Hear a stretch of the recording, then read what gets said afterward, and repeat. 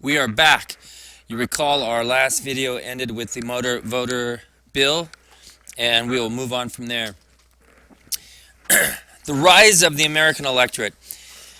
It's an important consideration to look at the uniqueness of America on a number of fronts to see why it's done so well. The United States was the first country in which there was mass voter participation. For example, at the founding, 86% of adult males in the United States could vote, provided they were white male property owners. We'll come back to that in a second. But you got to compare this 86% of adult males to other countries at the time.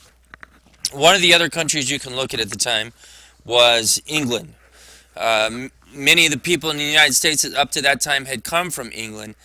And at that time in England, only in the 1880s, only about 40% of adult males could vote. So you had this vast improvement in America. It's easy to look at the past and judge their inadequacies by the standards that we hold today, and certainly by the standards that we hold today.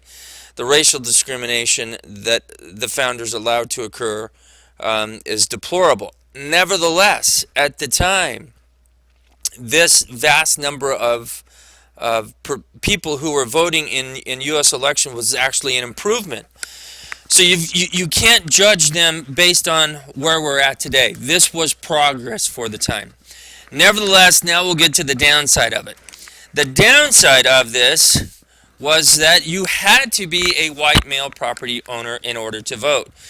There is some logic to one of these. That is the property qualification. It was believed at the time, of course we would look at this and say this is nonsense as well, but at the time it was believed that if you owned property, you were part owner of the country, therefore you had an interest, a vested interest in what happened, and therefore you should be allowed to vote. Hence the property requirement. Today we don't look at it that way. We look at the fact that if you live here, that you have a vested interest in it, interest in what happens in the country. But there again, we don't take that completely. What does that mean if you live here? What does that mean if you're an illegal alien? Certainly you live here, and certainly you have a vested interest. But by and large, most Americans will say, no, you should not have the right to vote. So there are still qualifications. There are still people we exclude. So again, don't judge them too harshly. Male, same kind of idea. White, of course, it's deplorable.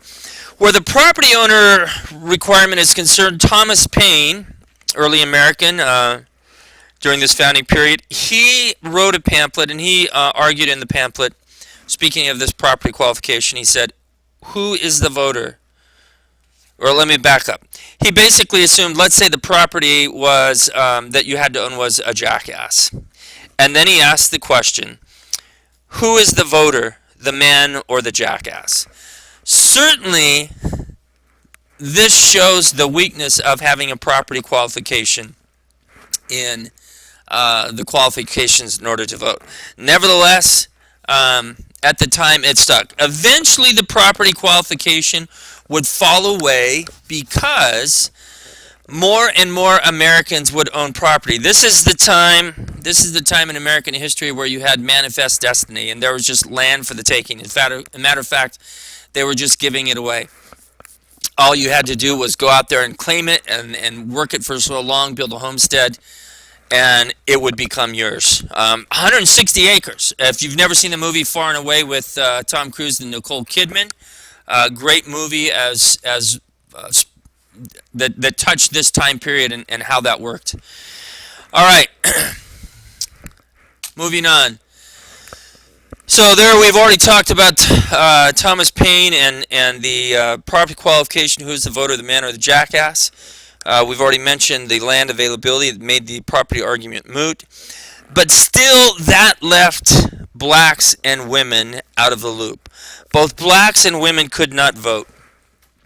And so what happens eventually, what you get, is you get the states had been discriminating. And as we progressed further, the federal government began to take more and more control. So initially, the Constitution left voter qualifications to the state, as well it should have, because we had enough problems ironing out the structure of the government, the structure particularly of Congress and how representation would be based. To iron out every issue would have been impossible. Furthermore, since this was a federal system, the idea was to let states make a lot of their own laws. So initially, the Constitution left voter qualifications to the state. In time, though, federal law and constitutional amendment reduced state election prerogatives and almost took all of it over. The reason for that, of course, was as we came to embrace this idea that we should not discriminate, particularly after blacks received their freedom, things began to change. And so we're going to go from state to federal control. So what was the agent of change? The agent of change, of course, being the Civil War. And in the Civil War, as part of that process of trying to make blacks full participants and citizens of the United States, the 15th Amendment was passed. The operative section is Section 1. It says, "The rights of citizens of the United States to vote shall not be denied or abridged by the United States or by any state on the account of race, color, or previous condition of servitude." Section 2 just gives Congress the power to enforce that by appropriate legislation. So anything that they want to do to ensure that citizens of the United States have the right to vote, and not because of previous condition of servitude or color or race, they can do. Now, the problem with the 15th Amendment, it is both the problem and an opportunity. If you look at the words and the intent of the amendment, the intent of the legislation of the amendment seems to give blacks the right to vote. That certainly was the intent of the framers of this amendment. They had just fought a civil war. The radical Republicans are the ones that waged this war in Congress. Their intent was to give blacks equal rights. And so they passed this 15th Amendment. The problem view of the 15th Amendment is that the amendment didn't necessarily confer the right to vote on anyone. It just said that the right to vote could not be denied explicitly because of race, color, or previous condition of servitude.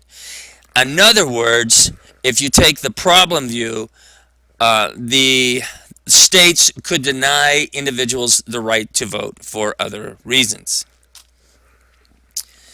Now, when do we know that the Supreme Court took which view they took? They took the second view, the problem view. They took that in the 1870s, and not only did they take that, not only did they take the view that the amendment didn't confer the right to vote necessarily on anyone, just going to be denied for those reasons. They further said that the burden of proof that race was the reason for the denial fell on the person turned away from the polls. This would be like saying to a defendant in a criminal trial today, you have to prove yourself guilty. That, of course, is an unconstitutional prerogative in a criminal trial, and it should have been an unconstitutional prerogative with the interpretation of the 15th Amendment. But you can see at the time, in the 1870s, the Supreme Court was dominated by Southerners. The prejudice that they had grown up with in their life was still there. They had not been able to turn away from it just because the Civil War was fought, blacks were freed, and the 15th Amendment was written and ratified, protecting their freedom. So the Supreme Court said, if you get denied, if you feel like you've been denied the right to vote, you have to prove that you've been turned away from the polls, not the state, the other way around. Not the state saying, no, we did not deny them. They didn't have to prove that. You had to prove just that you were denied. This strategy by this interpretation by the Supreme Court opened up the door to strategies to keep blacks from voting. One of these strategies used was the literacy test. There is a certain logic to having an individual be literate when they vote. Even today, there is a certain logic that you ought to be able to read the ballot. You ought to know exactly who you're voting for, meaning you shouldn't dumb down the vote because you can't read the ballot and you're just guessing. Furthermore, in those days, there was no electronic media. There was no TV. There was no radio. So the information that you got was either by word of mouth or it was by being able to read what was published. So you can see the logic of a literacy test in order to allow a person to cast an informed ballot. The problem was a large portion of the former slaves were illiterate. Why were so many illiterate? It was in fact against the law in the South to teach a slave to read or write. They knew what they were doing. They knew if they educated them, this would create problems. And so the literacy test is passed, and it becomes a method whereby in the South, now where this was happening was in the South. It becomes a method whereby in the South, this strategy was used to deny blacks the right to vote. And we will pick up with the poll tax in the next lecture.